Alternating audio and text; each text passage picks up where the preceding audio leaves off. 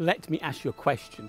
What are your inner fears? Do you keep them hidden, or do you just try to walk away from them? Are you a complete person, or are you split, disparate, spread around, and a bright light shining with a message but begging a question? My name is William Harvey Hayes, and today we're going to look at the work of Morten Schelde and Lene Bach-Lauritsen at CGK, the art and the artist's imagination. Welcome to ArtTalks.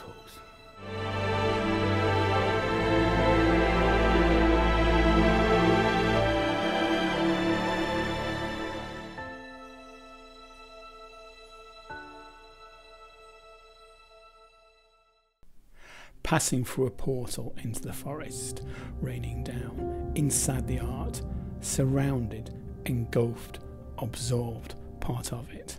The art changes with the light, reflecting, and darkness hanging like bones with blood on them. The branches move as others enter the exhibit, as if the wind is moving them in a forest. Red wood, red blood, little Red Riding Hood, primal fears of the dark forest from our archaic psyche as I clamber through the centre.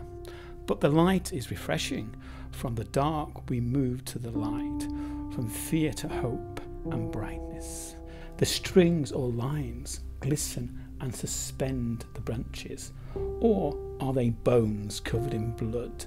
Are we inside the belly of the beast? Primal fears again. I had an ambition to see if I could somehow construct a three-dimensional drawing, which is, it's like an expansion of the two-dimensional normal drawings. Yeah. What happens if I take each line and put it in the air and suspend it in the air, and then, I thought of it as a drawing that you could walk inside or walk around. Absolutely. Inside. Huh? Some people have started doing digital art, and that being an aspect of it, that you're inside the digital media. Or a whole thing with a forest and red. And red, of course, is ripeness of fruit. It can be something with sexuality. It can be lots and lots of different things. Yeah. So, well, it's passion and it's blood and it's wine and it's love and it's a lot of things. It could be a lot of things. I mean, it depends what you bring to it. Exactly. I mean, you also have red in the Nazi flag, but it's no coincidence. Yeah. Red is just like a signal color that... Well, for danger on a beach, and it's communist flags, and and also a lot of ordinary flags are red as one of the colours. So okay, that's quite interesting. Yeah. From parts of a forest to parts of a person spread out over the floor, my mind tries to bring order, but they are not a whole.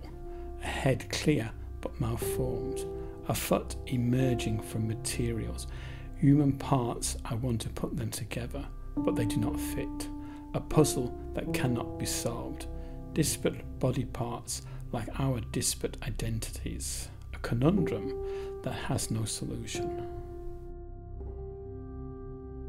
As I started working with these, I realized that if I only make fragments of my body, what is going to be where the body part ends? How will it end? Because if you look at a statue that were found maybe in ancient Greece, it is obvious that the statue has been falling apart somehow. But my statues are not like that. I could not, maybe I could, but I didn't. I needed to find another way to sculpture the not body part of it. And suddenly it occurred to me that it was some kind of rock or cliff. But from that point on, I started looking at the sculptures as kind of rocks. So I deliberately tried to shape the not body part, but the rest of it as a rock or a cliff. Because when I was going around, I was looking at the parts, and in my head I was trying to bring order. I was trying to put it together and make an actual statue, which of course it doesn't make. And some of the parts, they look like they're emerging from the materials. So I remember a foot. So it's kind of what we were saying. It's like it's part of the rock that it's in, but it's coming out, but then it's incomplete.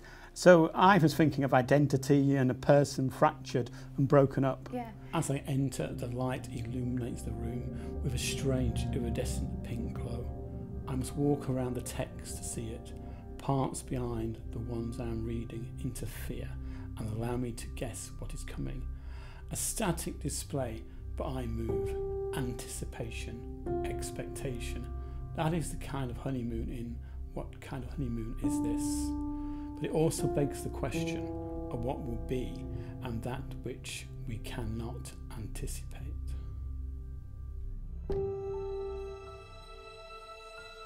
Did the pieces of red wood in the forest awaken any primal fears in you? What did they mean to you? Did the body parts mean a personality, or do you have a different interpretation? Did you find an answer to the honeymoon question?